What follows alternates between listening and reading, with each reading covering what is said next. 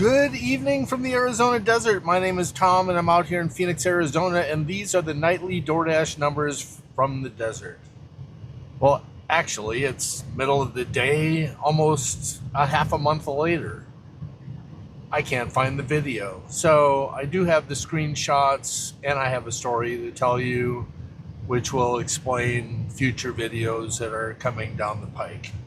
So back on March 19th, I had completed a delivery and it was, I don't know, 12 o'clock. And I was going to be working until 3. And I was at $330.06 after making that delivery. And so I was like, well, if I'm going to be at $20 per hour during these last 3, I'm not going to breach my goal of $400. So I'm going to take a nap. And lo and behold, I took a nap. And because I'm exhausted and tired, I slept through the alarm. And I did not set up a backup alarm. And there was no math problems to do. And I just slept. And I woke up somewhere, I don't know, an hour later. Let's look. I took a job at 128. I logged back in and I was like, well, you know, making an extra $50 is better than nothing at all. So let's stay out till 3 like we said that we were. So I scheduled myself until 3. And remember, I had just woken up. And lo and behold, as I was making turns, a weave in and out of the parking lot and got out onto the main road, and I was in an intersection, and I went through the intersection and I took off my glasses to rub my eyes, and I smacked a curb. Smacked a curb on the right-hand side, looked at the dash immediately to see if the tire pressure monitor was going to go off, and I guess because it had broken the seal, everything seemed like everything was fine, but went through the drive-thru, picked up the order, only to see that the order was a reference number, 9Q5T4392 or some weird number like that. It's because somebody stole the food. So obviously the individual got the credit and reissued the order so that the Taco Bell would remake the order. So I grabbed the order and car's driving fine. But I got halfway to the customer's destination and I started to hear noises. Tire pressure monitor still didn't go off because I guess that's really monitoring it on a schedule, if you will. I don't know. I'm not an auto mechanic, but my guess is it's monitoring because that's a tire pressure monitoring system. And so occasionally it checks to see if there's any loss of air to trigger the notification on the dash. Well, of course it had lost a lot of air, so it wasn't a big change. So nothing triggered on the dash, and lo and behold, I was like, I'm here at the hospital, large parking lot, nobody's in here, I'm gonna park here, position myself because I have roadside assistance and have somebody come on out because this is a hybrid. There is no spare. They do give you a jack by law or requirements. They have to give you a jack and a lug wrench. But of course, when they gave me a jack and a lug wrench, that doesn't do me any good if I don't have a tire. So I called the customer and I let them know I've got a flat tire and I decide that I'm going to walk. Probably, I don't know, it was 11 blocks, roughly a mile. And so I'm going to call DoorDash support and let them know that I am going to deliver the order, but it is going to be late and I need extra time. But I wanted to bring it to their attention, only to get the dreaded AI system who transfers me to the next AI system. And I did not hear the question that they were asking. And so I said, repeat the question. And they're like, we don't understand. Please repeat your answer.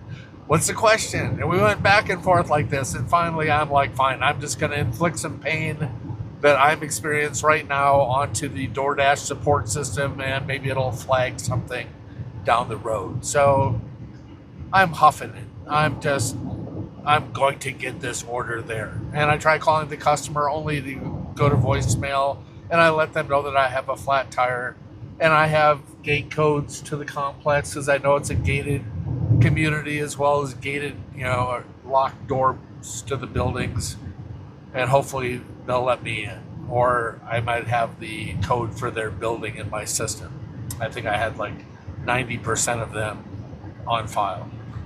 Well, I get up to the gate to walk in, and all of a sudden the gate opens. My customer's monitoring my progress. I make it finally to the building, and the door lights up. I go on up to their floor, and I leave it at their door and send them a message. No response, no nothing. They're just happy to get their food.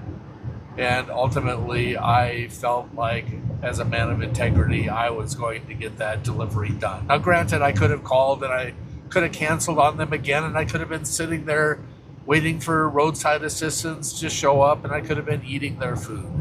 But this poor customer had already gone through a lot, and I'm now currently going through a lot. And so I huff it back another mile back to my vehicle, and I look at the phone number on my windshield, and I call roadside assistance, and they can't find me in their system. And they're like, well, usually it's 30,000 miles or 1 year. And I was just like, well, I'm well past that. I do 100,000 miles a year, and I'm over like a year and a half, into this. So, of course, they can't help me. So I'm like, I text my spouse, no reply. She's medicated, she's asleep. So I'm like, I may as well just go to sleep. And I get a call the next day from Cam, a friend of mine. He's like, Tom, what's going on? I tell him the story. He's like, dude, do you need me to send you some money for a lift? And I was just like, no, I'm a 62-year-old man, and I don't really have that in my toolbox as to being creative, I guess, that way. I am creative, mind you, but it just hadn't dawned on me. And so I'm like, no, I don't need money. I make good money, doing this. And so I eventually called, Uber, and I had the gentleman, come pick me up, and we talked about the story and our experience and who I was on the DoorDash platform, and, what his experience was. And got dropped off and used our other vehicle in order to go back to the car, to only find out that the jack and the lug wrench, didn't fit the vehicle. It's just a requirement that they give you a jack stand and a lug wrench. It doesn't mean that the lug wrench has to work. And my experience is, if there's any play on that lug wrench, you do not want to use it, because you'll end up rounding off the lug nut. And as a result, you're not going to be able to get that tire off. And now you're going to have a $180 tow bill so that they can, pound a special tool on there in order to get it off, or use a ratchet wrench. So got the tire off. Well, actually, I stopped by over at AutoZone and got a universal, lug wrench, the spinner, and got the tire off, got it over to Discount Tire, and got it back on the vehicle and got home. Now, I took the next day off. Granted, it was already now into the 20th, and I was running all these errands. And then the next day, the 22nd, I believe I took that off as well, because my feet were killing me. And I just did not want to overextend myself. So that's my story. You may have done things a little bit differently, but that's who I am. That's my character. Got them their warm food, got them their meal that they were looking for, even though it was almost 2 o'clock in the morning by the time they got their food. So with that, we can look at our ratings, because I did take a screenshot of that. And we were at an 87% acceptance rate, 100% completion, 100% on time, 4.94 customer rating. I did not get a contract violation, and I did not get a bad rating from the customer, which I found very, very interesting. We had done 1079 as far as our 30-day total, and at the time of this incident, we had reached 49,448 deliveries. So, yeah, do not wipe your eyes while you're in a moving vehicle. Wait until you're stopped at the light or until you get there. But that was the takeaway and the lesson. You know, um, it's okay to take the nap. Power to me for figuring that out. But while you're in the wake up process, make sure that you're fully awake. That's my public service announcement for this evening. And with that, hopefully you don't have these types of challenges. And if you do, hopefully you've got resources, either by using your phone, using Google, Lyft, Uber, some way of getting home, calling a friend, recognizing that sometimes phones are set up on do not disturb at certain hours and you've got to make back-to-back calls in order for that number to go through. Yeah, just make sure that you've got resources so that you can get the help that you need. I'd hate to see anybody be stuck in a situation, be vulnerable, either out in the wilderness, a stranded parking lot, bad neighborhood, dark outside, etc., etc. So gather up your resources, make sure that you have them readily available, recognize that you have the most powerful tool in your hand called your phone, and Google a tow company, Google resources, do whatever you can, watch a YouTube video as to try and diagnose what's wrong with your vehicle.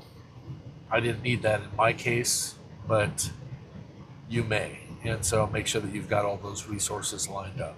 So with that, I'm going to let you go. I've got probably 2 more weeks worth of videos to upload because I fell behind during all of this. And I want to get caught up. I want to get back into a daily routine, a successful daily routine. So with that, I bid you good night, have safe journeys, and heed my warnings, and be prepared. Bye for now.